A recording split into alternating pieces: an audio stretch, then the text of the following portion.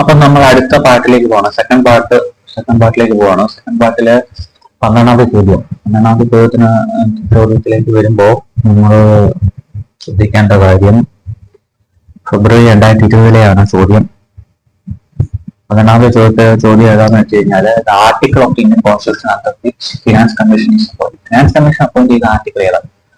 നമുക്ക് എല്ലാവർക്കും അറിയാവുന്ന ഒരു ചോദ്യം ഉത്തരമാണ്.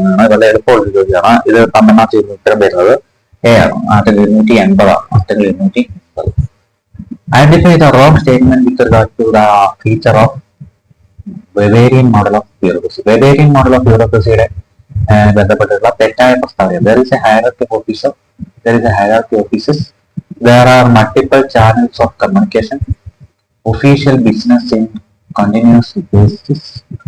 Officers are selected through competition. ഉത്തരം വരുന്നത് ബി ആണ്. ബി എന്ന് പറഞ്ഞാൽ there are multiple channels of communication. അത് റോങ് ആണ്. അതായത് വെബേരിയൻ മോഡൽ ഓഫ് ബ്യൂറോക്രസിയിലെ തെറ്റായ ഉത്തരമാണ്. there are multiple channels of communication. അത് ഇല്ല.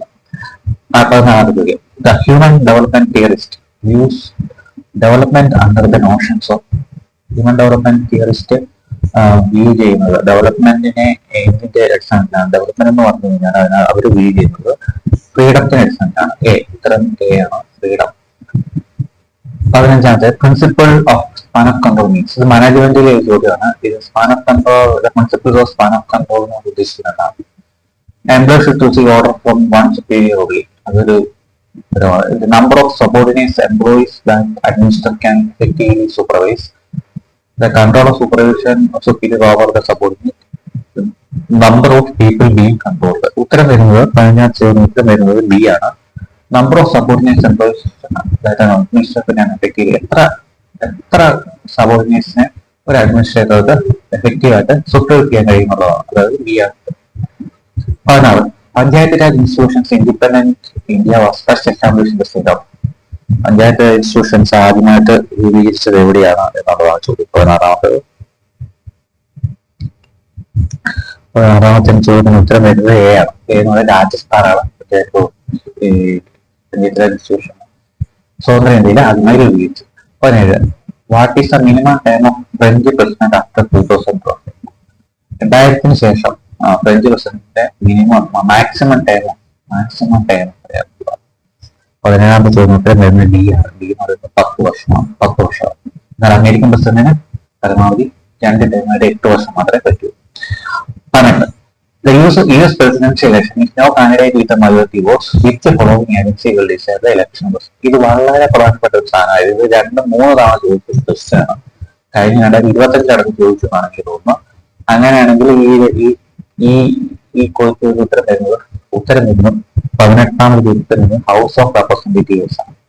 അതായത് ഒരു കാൻഡിഡേറ്റ്സിന് മജോറിറ്റി വോട്ട് കിട്ടിയിട്ടില്ല എന്നുണ്ടെങ്കിൽ US ഇലക്ഷനിലെ പ്രസിഡന്റ് ഇലക്ഷന് ആരാണ് പിന്നെ തീരുമാനം എടുക്കുന്നത്? അത് തീരുമാനം എടുക്കുന്ന ഹൗസ് ഓഫ് റെപ്രസെന്റേറ്റീവ്സ് ആണ്. 19ാമത് ചോദ്യം അസേർഷൻ ബേസ്ഡ് ആണ്.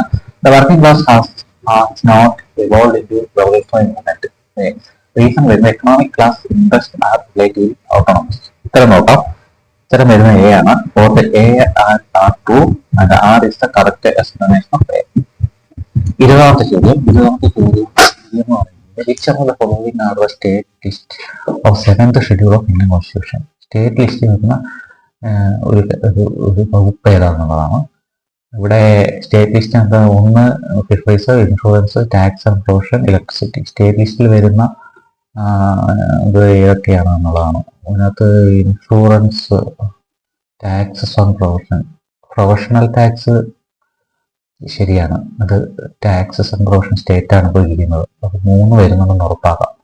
അപ്പോൾ 3 വരുന്നത് ഡിയും പിന്നെ ഡിയും ആണ്. ഡിയും ഡി 1ഉം 3ഉം ഉണ്ട്. ഫിഷറീസും ടാക്സ്, അതുപോലെ തന്നെ 3 ഇലക്ട്രിസിറ്റി. ഇപ്പൊ സ്റ്റേറ്റ് ലിസ്റ്റിൽ വരുന്നത് എനിക്ക് തോന്നുന്നത് 3ഉം 4ഉം ആണെന്ന് തോന്നുന്നത്. ഡി ആണ് ഉത്തരം തോന്നുന്നു. നോക്കട്ടെ. 20 ഡി ആണ് ഉത്തരം. Taxes on profession and electricity. ഈ ഫിഷറീസും ഇൻഷുറൻസും ഒരു പക്ഷേ പിന്നെ കൺകറന്റ് ലിസ്റ്റിലും പിന്നെ സെൻട്രൽ ലിസ്റ്റിലും വരുന്നതായിരിക്കും. അങ്ങനെയൊക്കെ. ഓക്കെ.